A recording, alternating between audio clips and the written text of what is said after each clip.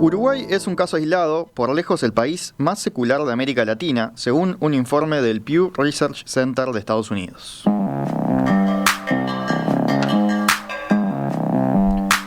Y eso tiene su correlato también en las creencias de la población. De acuerdo con un estudio de la consultora Opción, el 38% de los uruguayos se define como católico y hay otro 19% que creen en otras religiones. Luego hay un 21% que se consideran ateos o agnósticos, cifra que crece entre los jóvenes. En la franja de entre 18 y 34 años hay la misma cantidad de ateos o agnósticos que de católicos. A esto se suma también un 17% que se autodefinen como creyentes sin religión, personas que encuentran respuestas espirituales fuera de la religión organizada. Y para Opción, en ese estudio, esto no solo reafirma que nuestro país es una anomalía en una región donde el catolicismo predomina bastante más, sino que también muestra que la religión en sí va perdiendo terreno en Uruguay. Ese es un punto de partida para discutir el tema en nuestra mesa de filósofos. ¿Se oponen tanto la religión y el ateísmo? Y fundamentalmente, ¿en qué creen los que no creen? Para discutirlo nos acompaña como siempre Miguel Pastorino, licenciado en Filosofía, profesor universitario de Filosofía y Ciencias de la Religión, entre otras asignaturas, también bachiller en Teología. Miguel, buenos días, ¿cómo andás? Buenos días, Gastón, un placer volver a encontrarnos todos juntos. También está con nosotros Pablo Romero, que también es docente de Filosofía. Pablo, buenos días. Buenos días, ¿cómo andan? Un gusto volver a estar aquí con ustedes. Y Magdalena Reyes, filósofa, psicóloga clínica, profesora de Filosofía Social y Política, coordinadora del Café Filosófico Montevideo. Magdalena, buenos días. Hola Gastón, gracias de vuelta por la invitación, un placer encontrarme con ustedes. Gracias a todos ustedes. Y bueno, les digo que el disparador ese que tirábamos con Emiliano hace 10 minutos ya tiene una cantidad de comentarios de la audiencia. Capaz que estaría bueno empezar diferenciando estos conceptos, ¿no? Ateo, agnóstico, está el creyente sin religión también, ¿no?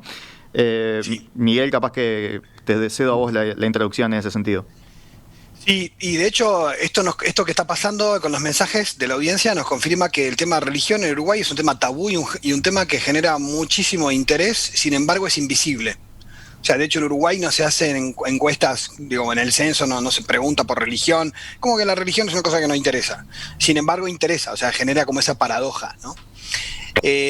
Para aclarar términos, sí, es bastante complejo. De hecho, las investigaciones de ciencias sociales nos han roto un poco los esquemas abstractos, esencialistas de qué es un ateo, qué es un creyente, porque la vida humana es dinámica y las personas van haciendo itinerarios muy personales. Y entonces, ateo, técnicamente hablando, es que niega la existencia de cualquier ser trascendente, Dios o dioses. Es decir, es la negación de lo divino. Históricamente hablando, y hay muchas formas de ateísmo. Después está el agnóstico, que quiere decir no conoce, es aquel que dice, bueno, yo en realidad no puedo afirmar que exista Dios o que no exista.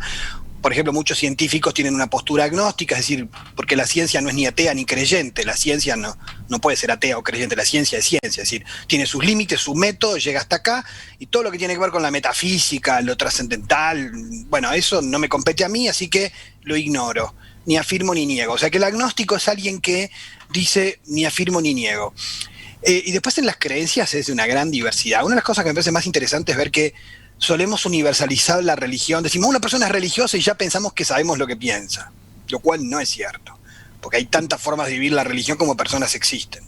Y después el ateo lo mismo. Ah, es ateo, entonces piensa así. Bueno, no, porque vos tenés, por ejemplo, ateos que son de repente muy fuertemente antirreligiones, y hay ateos que les encantan las religiones, las estudian, saben mucho. O sea que hay gente que tiene conflicto con la religión y con la idea de Dios, hay gente que tiene conflicto con la idea de Dios pero no con la religión. O sea, es muy complejo. Me parece llamador de la atención un fenómeno que hay en Uruguay, que está creciendo, algunas encuestas hablan de 24%, que en el mundo está creciendo, que es lo que llaman los creyentes sin afiliación religiosa. Es decir, personas que si les preguntas, ¿tiene religión?, te dicen que no. Y ahí muchos encuestadores se han equivocado y ponen ateo, porque que no tenga religión no quiere decir que no crean algo. Entonces, mucha gente cree en las energías, en cosas de tipo sobrenatural, mágico, religioso, pero no adhiere a ninguna institución religiosa.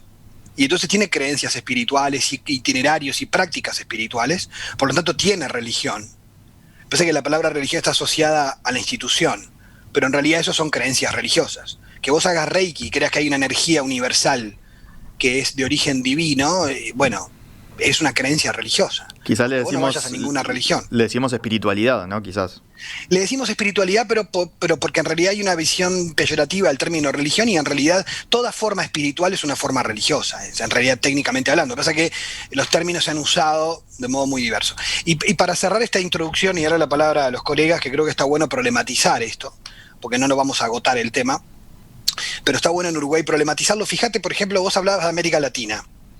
En América Latina, los que van dejando la Iglesia Católica, que sigue siendo una sangría permanente, se pasan a las filas de los pentecostales en general, de los evangélicos. En cambio, en Uruguay no sucede eso. En general se van a la indiferencia o al creyente a mi manera, a los creyentes sin religión.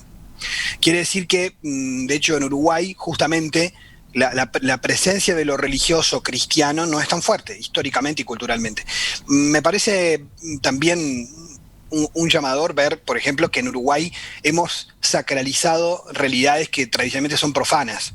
Por ejemplo, hay muchos estudiosos que hablan de que en Uruguay la religión es el fútbol o la política, porque genera lo que en otras culturas genera la religión. O sea, que alguien grite en Uruguay "Viva Cristo", dicen a este tipo hay que internarlo. Pero si grita "Viva Peñarol" y "Viva Nacional", es un tipo normal. Y de repente en Brasil no pasa nada si alguien grita "Viva Cristo Rey", no sé cuánto, o viva lo que sea, ¿no? A nivel religioso. Porque la cultura religiosa lo admite de otra manera. Fíjate cómo ha chocado en Uruguay que haya evangélicos que profesen su fe públicamente en el ámbito político. Ha generado casi que como curiosidad y malestar, porque es como raro, ¿no?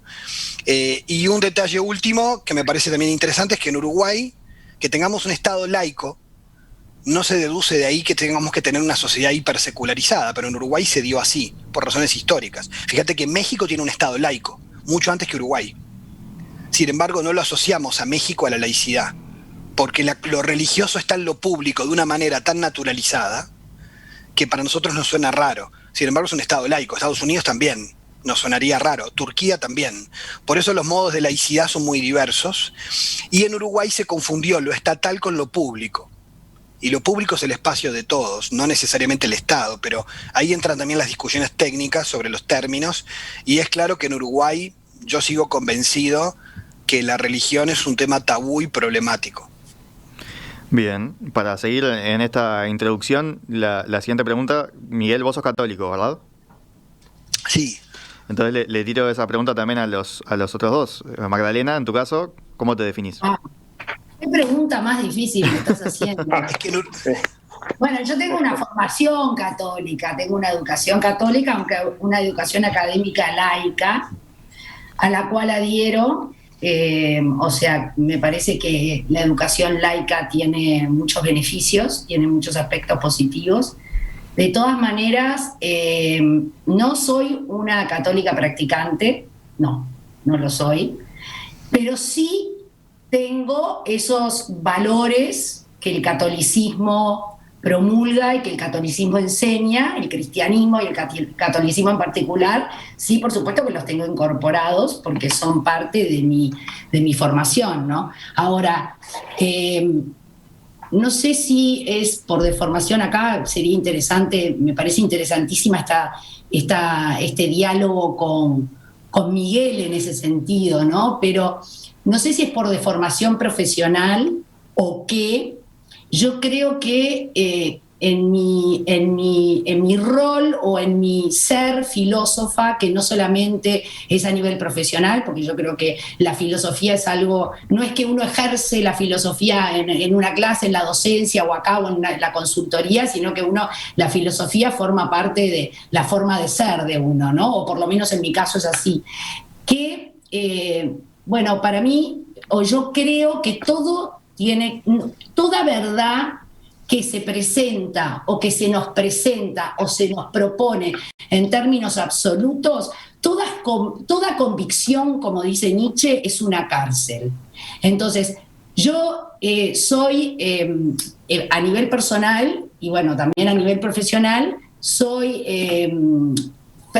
me parece favorable y soy proclive a el cuestionamiento. Entonces, eso es como que quizás, no sé, no es que me impide, ¿no? Pero me aleja un poco de eso del ser católica practicante, ¿no? O sea, de los ritos, bueno, del ir a misa, etcétera.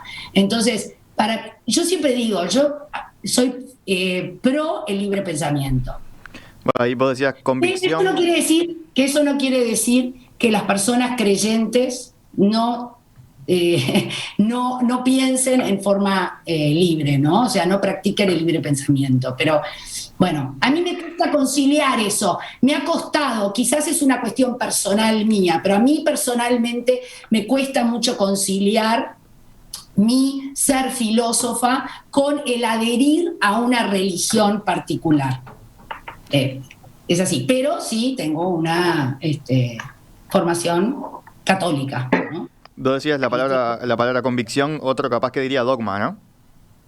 Bueno, claro, porque sí, sí, puede ser. En el sentido de Nietzsche, la verdad nunca cuelga del brazo de un incondicional. Eso decía él. Y a mí esa premisa, esa máxima, me la llevo conmigo, tanto en mi rol como filósofa, también como psicóloga, ¿no? Yo siempre he dicho que la filosofía ha sido fundamental en mi práctica como psicóloga. Eso del saber escuchar y el estar abierta, ¿no? Eso de el comprender por qué el otro piensa diferente, o el comprender por qué ese misterio, porque yo creo que las religiones, en definitiva, o la espiritualidad en general, es esa búsqueda del misterio, de eso que a los seres humanos nos resulta básicamente inexplicable y que al mismo tiempo nos resulta muy difícil de aceptar esa inexplicabilidad de tantas cosas. Entonces, no digo todas las personas religiosas, pero muchas personas que adhieren a religiones, a diferentes religiones, y formas de ateísmo también religiosas, llamémoslo así, por ejemplo la New Age, como que se aferran a esas doctrinas, a esos credos, a esos dogmas, a esas convicciones, a esas verdades incondicionales, como una forma de dar respuesta o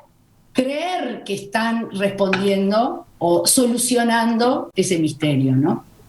A mí me encanta el misterio, me encanta el no saber, me resulta apasionante la incertidumbre, apasionante, aunque me duele, me cuesta, pero me apasiona, me atrae, me empuja, no puedo con ella, la disfruto enormemente. Bien, y pasemos ahora a Pablo. ¿Vos cómo te parás en este dilema? Bueno, ahí a mí es un dilema que me genera algunas características bastante filosóficas en ese sentido, ¿no? Porque me genera conflicto, es problemático, de algún lugar me defino de cierta duda, ¿no? Al respecto, porque de una mirada quizás más racionalista me cuesta creer ¿no? en la existencia de algún dios o de cualquier entidad que nos trascienda, ¿no? Pero a su vez, digo, en mi intimidad, en mi interioridad, en mi profundidad, yo tengo un vínculo con algo trascendental, ¿no? O sea, tengo intuiciones de esa trascendentalidad, ¿no? Que yo creo que además es algo que todos necesitamos, ¿no? Que todos buscamos. Vos largabas hoy la pregunta esa inicial, ¿no? ¿En qué creen los que no creen? ¿No? Que remite además a un famoso debate entre el filósofo italiano Umberto Eco y el arzobispo de Milán, Carlos María Martini, si no, creo que es el nombre, ¿no? Sí.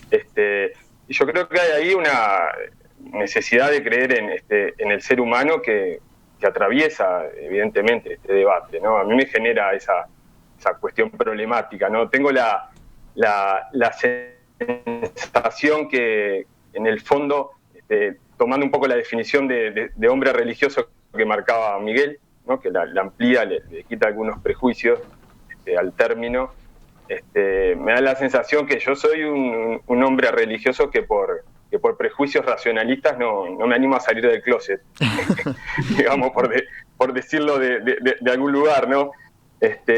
Pablo, vos planteás algo que es similar a... Sí, además yo tengo una... Sí.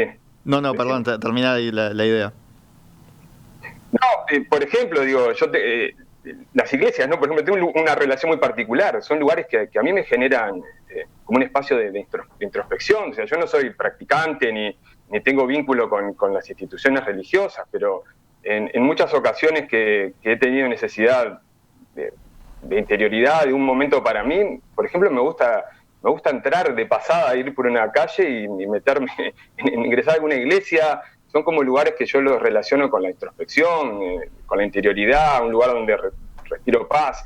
A su vez me genera que es un lugar también de aporte en términos culturales, ¿no? Yo vinculo también ese espacio de la religión con, si se quiere, el cristianismo y el catolicismo en particular, como un lugar de alta cultura también, ¿no?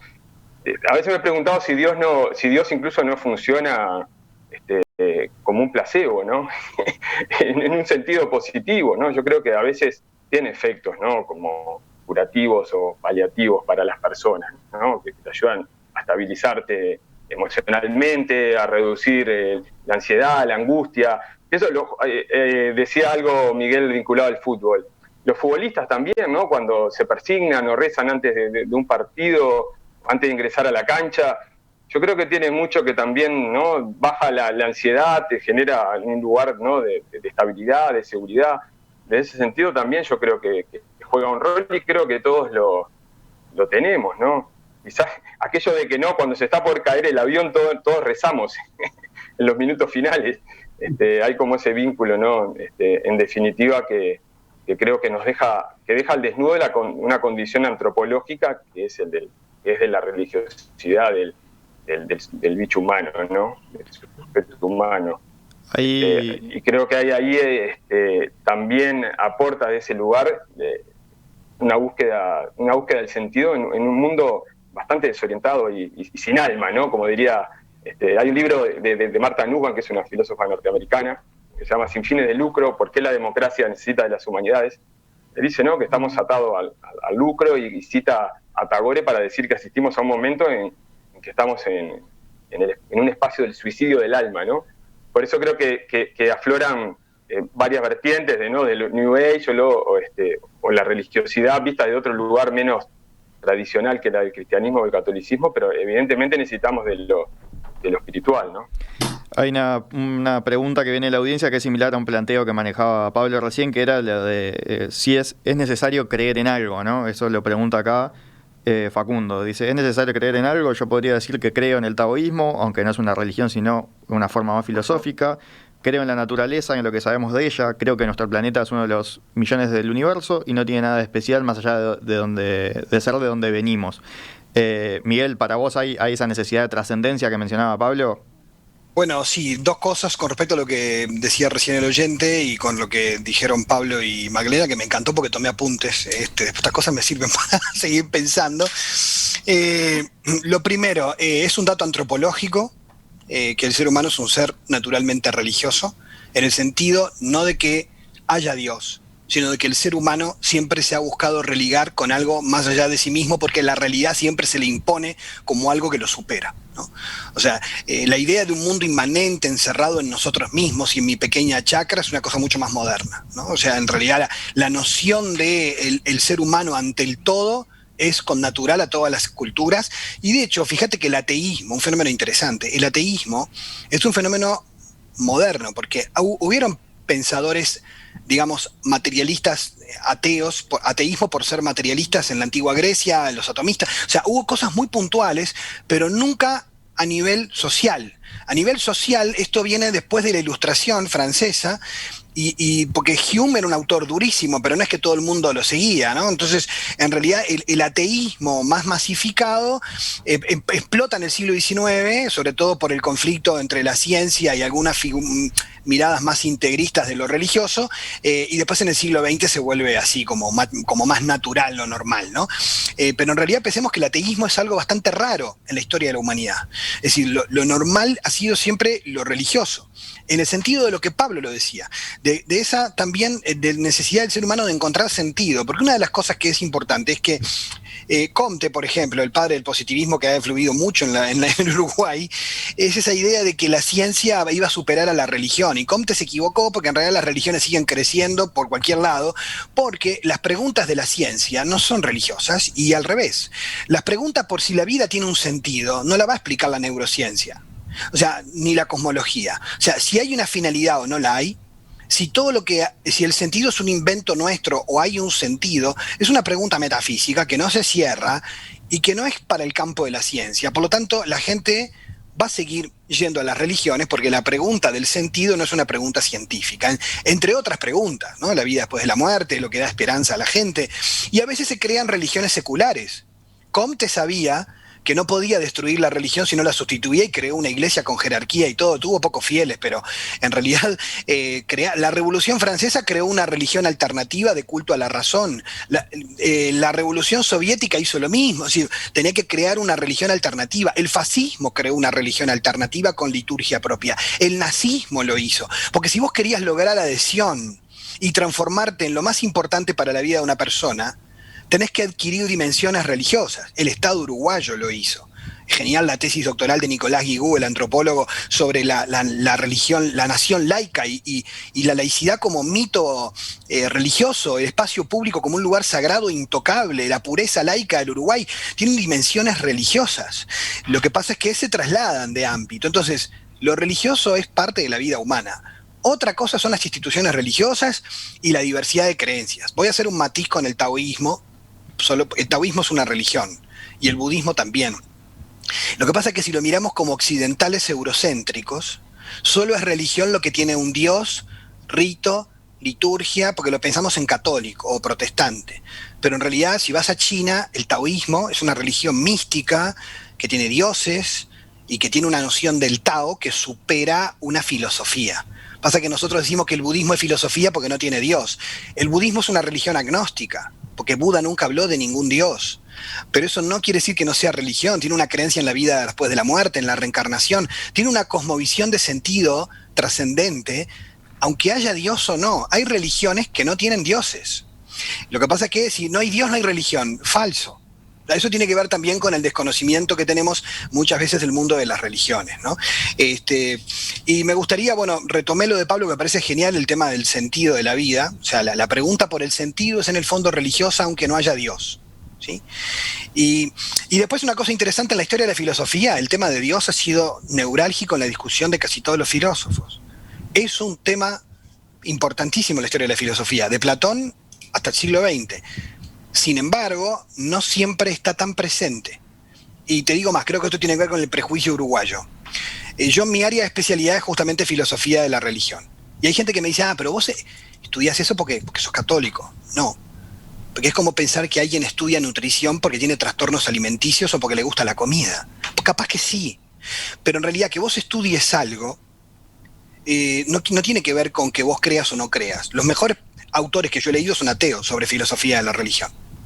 Es decir, porque son estudiosos de lo religioso y de las creencias.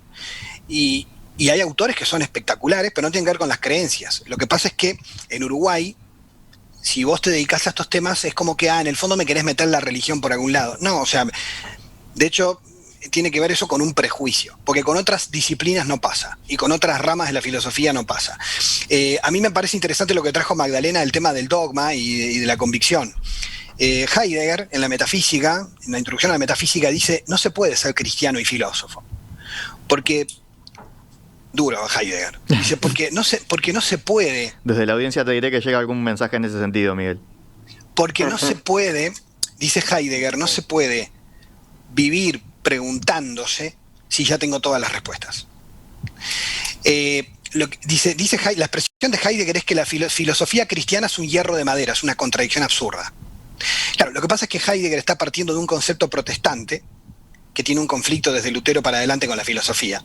Pero la historia de filosofía no tenía conflicto entre la fe y la razón, de hecho grandes filósofos fueron cristianos. Y el que le contesta, mucho tiempo después, es Ratzinger, en un texto. De hecho, Ratzinger nació en el 27, en el año en que Heidegger publica Ser y Tiempo. Y Ratzinger escribe en un texto, contestando a Heidegger, dice, la fe cristiana, si es una fe auténtica, la fe no es ciega, porque la fe es creer en algo que yo quiero comprender, Y la fe me impulsa a preguntarme y a preguntarme y a preguntarme y a querer pensar y comprender lo que creo. Porque eso ya lo decía San Agustín, o sea, quiero entender también para creer y quiero creer para ir entendiendo. O sea, en el fondo, la fe y la razón son realidades dinámicas que no se oponen. Lo que se opone al pensar filosófico es el fundamentalismo, es el fanatismo, porque la fe no es ciega, ciego es el fanatismo. O sea, como bien dijo Magdalena, vos tenés creyentes que no quieren pensar, y tenés creyentes que piensan libremente, y tenés ateos que no quieren pensar, y tenés ateos que piensan libremente, tenés ateos que viven su ateísmo de modo dogmático, intolerante y fundamentalista. John Gray, un autor ateo, filósofo, lo tengo acá porque me gustó mucho el libro, ya lo recomiendo, se llama 7 tipos de ateísmo. Es un filósofo político de Oxford. John Gray defiende su ateísmo, él más bien sigue a Spinoza, le encanta, o sea que para mí en algunas cosas es agnóstico en realidad Gray, pero él dice que es ateo. Y es interesante porque le pasa la aplanadora, dice, por muchas formas de ateísmo que son formas religiosas igual de dogmáticas que las religiones que critican, porque no aceptan otro pensamiento y además tienen mucho prejuicio con la religión porque no la conocen, ¿no? O sea, piensan que la persona religiosa tiene un pensamiento infantil, atontado, que de algún modo renuncia a querer hacer un pensamiento libre. Bueno, pero esto tiene que ver con un prejuicio. Ahora, yo creo que sí, que hay tensiones. Las tensiones que nosotros hemos expresado son naturales.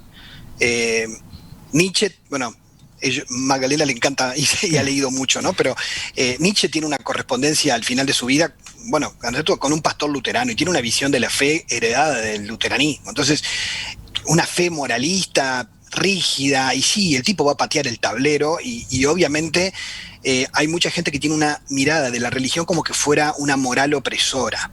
Ahí me encantan los autores ateos porque demuelen imágenes infantiles de la religión. Y acá levanto otro centro para los autores. Pero Sartre patea el tablero si tenés un Dios que te anule la libertad. Ahora, ¿todas las formas religiosas creen en un determinismo que te anule la libertad? No. Pero bienvenido Sartre a patear el tablero para decir, si tengo que pensar que no voy a ser libre, que se muera Dios y que viva el hombre. Punto. Mira, les propongo, pensar, Miguel, sí, ya levantaste un montón de centros, me parece que sería momento de hacer un breve corte, y ya venimos y le pasamos ahí para que cabeceen Magdalena y Pablo. Dale.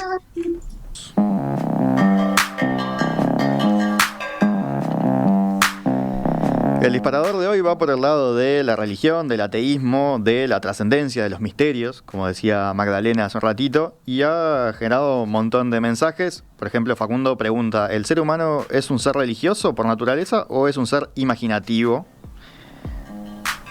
Después, acá hoy Pablo había mencionado eso de que Dios funciona como un placebo, y Osvaldo está totalmente de acuerdo. Serena las angustias que no soporta el ser humano, pero no es más que eso, dice, un placebo.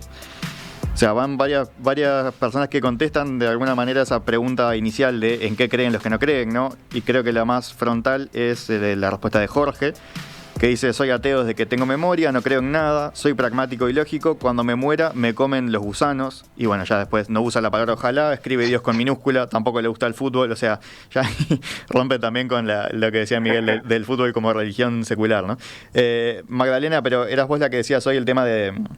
La que primero mencionaba, que era el tema de la trascendencia y de los misterios, ¿no?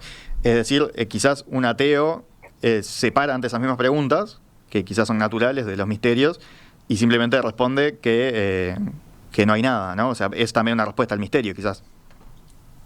Sí, no sé si es una respuesta al misterio, porque si hay misterio hay algo.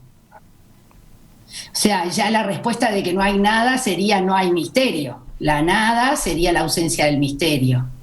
O sea que, de alguna manera, el decir no hay nada sería una respuesta que niega la existencia del misterio. Ahora, a nivel personal y muy subjetivo, obviamente que esto es ampliamente discutible y me encantaría discutirlo. De hecho, lo he discutido con muchas personas en ese sentido. Yo creo que el ser humano, aunque se niega la existencia del misterio, al final sabe que ese misterio existe. Es esto de lo que decían Pablo y Miguel recién, ¿no? Esa búsqueda del sentido. Porque, y esto lo trató de forma brillante Nietzsche, quizás fue el más brillante, por lo menos de los autores que yo conozco, en cómo trató el problema del nihilismo, que es la nada, no hay nada, vendría a ser esa postura, ¿no? No hay misterio porque no hay nada, o sea, no hay sentido. Y el ser humano no puede con eso. Y por eso es que desde...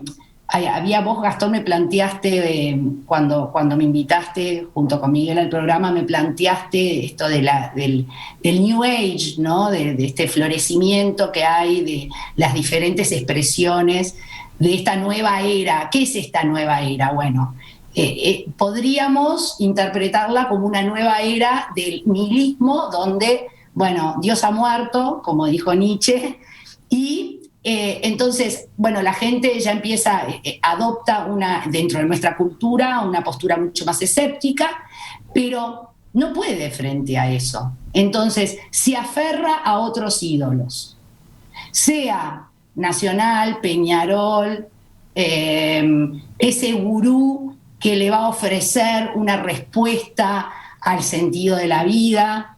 O sea, los seres humanos tenemos una dificultad muy grande, porque es difícil, y tiene su razón de ser, para ir, ¿no? Y esto es lo que decía Nietzsche, ¿cómo se supera el nihilismo? Bueno, yendo para adentro. Y esto también también se vincula un poco con lo que plantea Sartre, bueno, más de 50 años después, ¿no? Esto de que, ¿dónde encontramos esa respuesta que no necesariamente es definitiva? Porque en definitiva el ser humano justamente somos humanos en la medida en que estamos buscando, ¿no? O sea, la vida humana es una vida de búsqueda, es apasionante eso, pero esa búsqueda, eso que vamos encontrando a lo largo de la vida, ese sentido que le vamos dando a nuestra vida, eso está dentro nuestro, ¿no? O sea, y este es el planteo de Spinoza. Por eso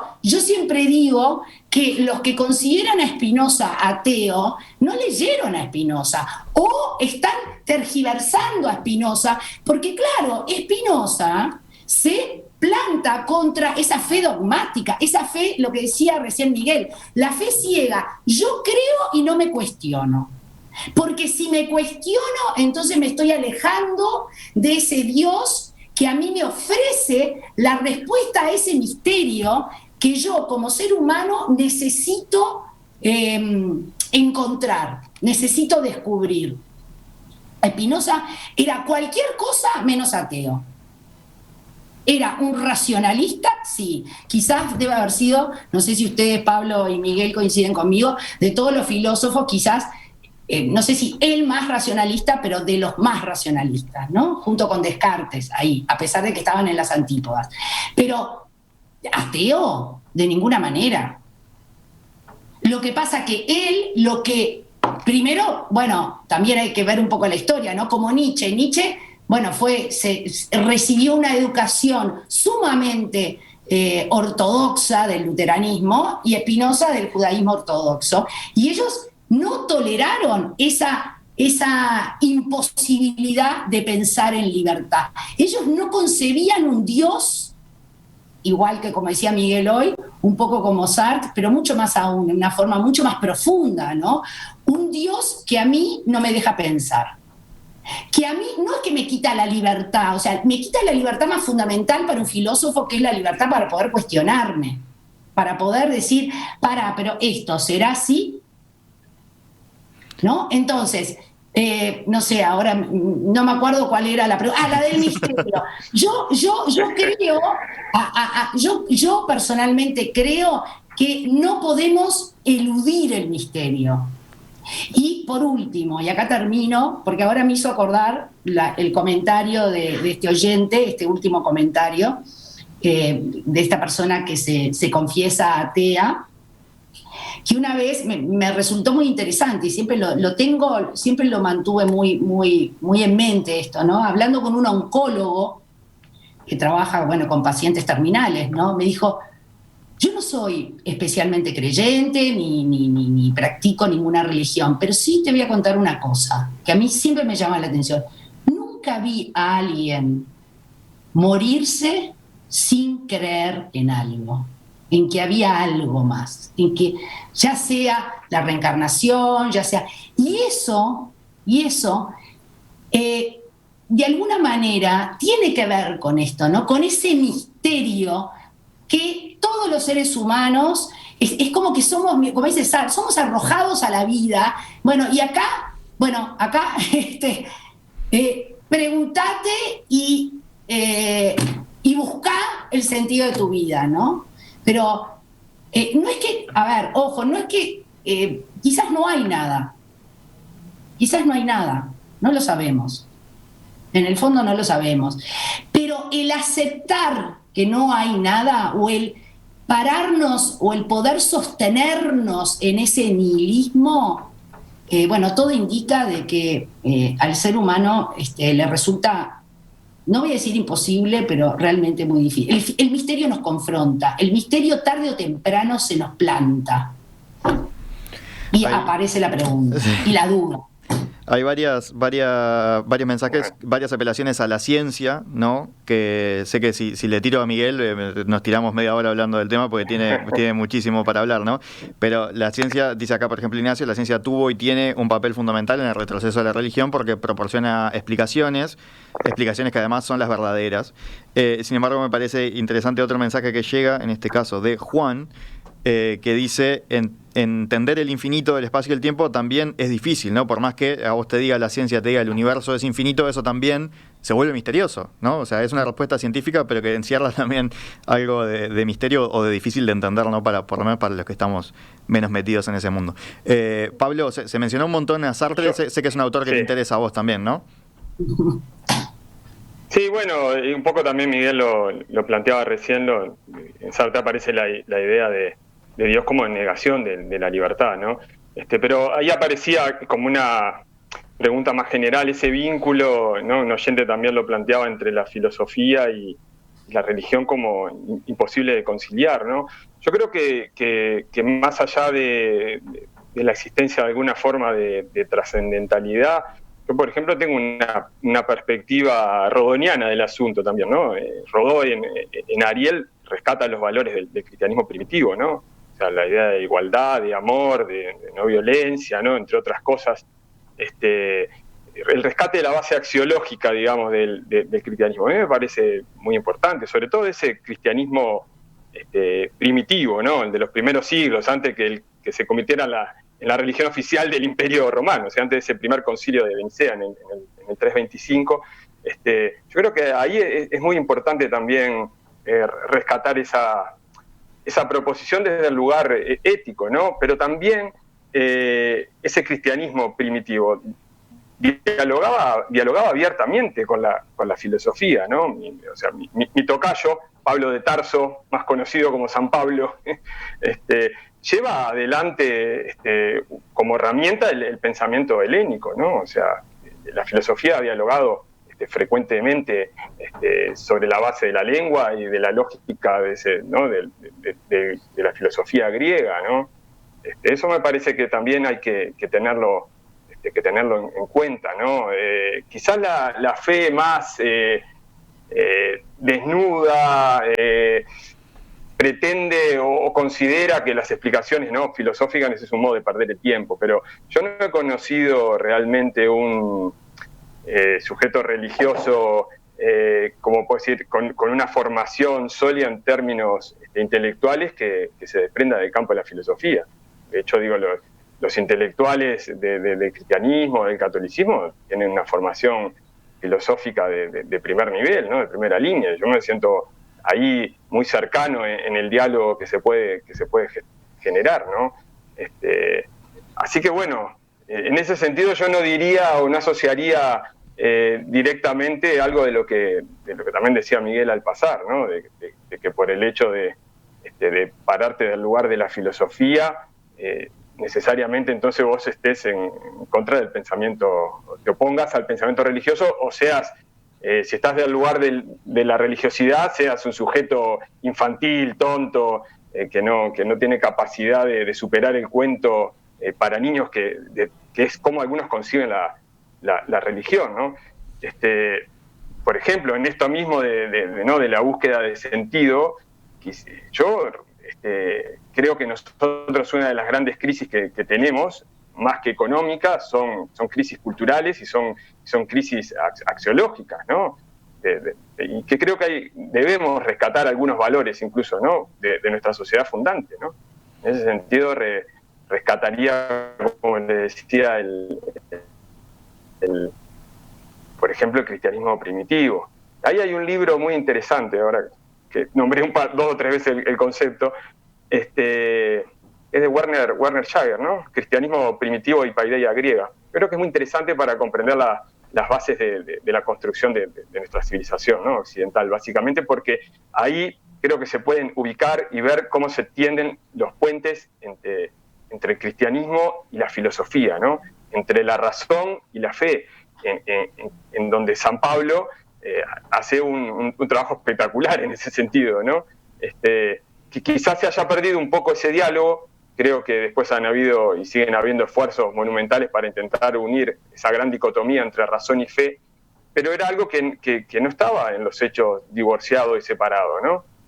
Creo que es interesante para el oyente, sobre todo si quiere indagar un poco más en esta cuestión. Estos 2 libros que les señalo me parece que son muy importantes. El Ariel de Rodó y este libro de Cristianismo primitivo y paideia griega de Werner Jaeger, creo que son muy interesantes para poder continuar este debate. Simplemente me gustaría profundizar un poquitito más en Sartre, ya que lo mencionamos bastantes veces, y recurro a ustedes para que me corrijan. No sé si vos, Pablo, lo que él hablaba era de la existencia precede a la esencia, ¿no? Como que no hay... O sea, claro. Y a raíz de eso el hombre se construye a sí mismo a través de la libertad, ¿no? Claro. Va por ahí el... Sí, claro. Va por ahí, en la idea que hay una esencia predeterminada, de alguna manera se convierte por definición, digamos, en la negación del hombre de su libertad, ¿no? Era un poco lo decía también Miguel, ¿no? Negar, si se quiere, la existencia de Dios es una manera de afirmar al hombre como libertad absoluta, ¿no?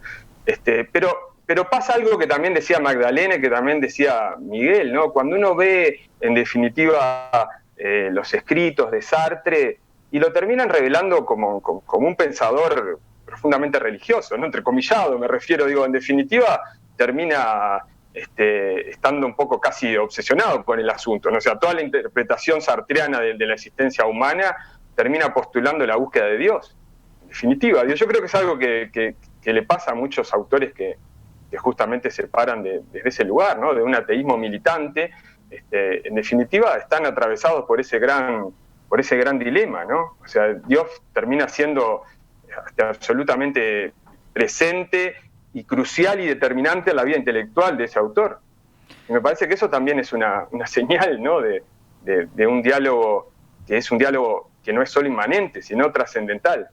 Dice Marcelo... Eso también nos da una pista, ¿no? Marcelo desde la audiencia dice: soy ateo, pero espero estar equivocado. Después de la muerte veremos. Sí, me gustaría, Gastón. Sí, Miguel. Salieron muchas cosas que daría para un ciclo, ¿no? Siempre nos pasa lo mismo con los temas. Yo siempre te digo, mira que esto da para mucho, ¿no? Pero contestar a un oyente que me parece interesante, cosas trataré de hacerlo lo más breve posible. A ver, la postura materialista de que lo único que existe es la realidad física o el naturalismo que se llama, de las ciencias naturales, es una postura filosófica, no es producto de la evidencia científica. Es decir, es un punto a priori de partida donde yo parto de que lo único que hay es esto. Pero eso es un punto de partida filosófico. O sea, científicamente es correcto poder ser materialista metodológicamente. Es decir, yo como ciencia natural, yo estudio lo que me da la naturaleza. No puedo andar estudiando las esencias o meterme en temas metafísicos. A veces quedo en el borde, pero me limito ahí. Metodológicamente, ser materialista en ciencia es casi que legítimo, porque uno está dentro de ese campo. Ahora, cuando uno ya tiene un materialismo ontológico, que se llama, cuando uno ya presupone filosóficamente que lo único que hay es una realidad material, bueno, eso es un punto de partida filosófico válido, pero es un punto de partida metafísico. No es la evidencia de la ciencia, ¿no? Porque, de hecho, el creador de la teoría del Big Bang era un sacerdote católico, el padre Lemaitre, astrofísico. Einstein se reía del cura diciendo la teoría del Big Bang es un bolazo, lo decía con un lenguaje un poco más académico, para decir que en realidad El cura quiere justificar que el universo tiene un origen. Claro, pero el tipo era astrofísico, hizo su tesis doctoral en la matemática de Einstein, lo admiraba a Einstein, y Einstein no le creyó. De hecho, terminó teniendo razón el cura, el astrofísico, porque la teoría del Big Bang fue la que se impuso entre todas, ¿no? Incluso, pero el cura tuvo que pelear con los científicos con prejuicio religioso, pero también con la propia iglesia, que también confundía, porque el Papa Pío XII le dice al padre Lemaitre, ahora tenemos la justificación, la explicación científica de que Dios creó el universo, y el cura le dice, no, esto es ciencia. Ya Santo Tomás decía que Dios podría ser creador y el universo haber existido siempre, porque no es una idea física de que tipo Walt Disney, que Dios creó el mundo tipo macaquito. En realidad eso es un cuento para niños. O sea, en realidad la idea de un Dios creador es una idea metafísica que es compatible con cualquier teoría científica, no es un problema para la ciencia. Y vos como científico puedes tener una idea metafísica materialista, o creer en el azar, como creía Monod, o un bioquímico muy bueno, genial, pero bueno, tiene su postura filosófica, o podés ser creyente y aceptar que para vos detrás de toda la realidad material hay un misterio que nos sobrepasa y que vos le ponés este nombre. Eso en primer lugar hay que distinguirlo, porque a veces hay un prejuicio que es Comte en Uruguay, que es el positivismo de que la ciencia iba a dejar a la religión de lado, pero porque ven en la religión una especie de ciencia primitiva, de pensamiento elemental, y en realidad eso es parte de un prejuicio que desconocen las religiones. Pero sí me interesa traer algo que ha salido en el programa, y es la idea de confundir la religión con la idea de Dios. Filosóficamente la idea de Dios es una cuestión metafísica, no termina nunca. O sea, como dice Magdalena, va siempre en búsqueda, discutiendo. O sea, la duda la vive el creyente y el ateo. Decía Ratzinger, que después fue Benedicto, y dice que el creyente siempre vivirá con la duda de que tal vez todo lo que crea no sea cierto, porque no tiene evidencia. Y el ateo vivirá toda la vida, aunque no le guste, con la duda de que tal vez del otro lado haya Dios, por más que él crea que no lo hay. En el fondo es una cuestión de fe, pero cada uno resuelve racionalmente cómo justificar sus creencias, porque esas realidades no son empíricamente demostrables, ni científicas, no son científicamente demostrables. Entonces, en realidad, la duda acerca al creyente y al ateo, porque en la duda sabemos que ninguno tiene la respuesta absoluta. Simplemente ha decidido en qué creer libremente, porque racionalmente le convence que la cuestión va por ahí. Y cada uno elige, y ahí podemos llevarnos mucho mejor. Porque la idea de que Dios es una proyección, un invento, bueno, sí, puede ser. Ese argumento, el primero que lo larga fuerte, Feuerbach, dice que el hombre es una proyección, Dios es una proyección que el hombre hace de sí mismo, idealiza, entonces Dios es el hombre perfecto, porque necesita eso. Pero San Agustín usa el mismo argumento para decir que como necesitamos algo más infinito, algo que nos supere, bueno, tiene que haber Dios. Pero en realidad ninguno de los dos demuestra nada, ni San Agustín ni Feuerbach, porque son argumentos postulatorios. Lo que le pase al ser humano no dice nada sobre si hay Dios o no hay Dios. Que yo tenga problemas psicológicos y que necesite la religión para consolarme, sí, bueno, es una forma y bueno, está bien, pero eso no quiere decir que Dios no exista o que Dios exista. Ese es un problema de error de argumento. Partir de lo que me pasa a mí para afirmar una realidad metafísica, o sea, es un error de postulado que lo han tenido muchos autores, el propio Marx. Lo que pasa es que, como decía Magdalena también con el caso de Nietzsche, a mí me encanta decir que yo soy ateo con Marx del Dios que él negó, porque es un Dios que quiere que haya pobres y que se usa para legitimar la injusticia.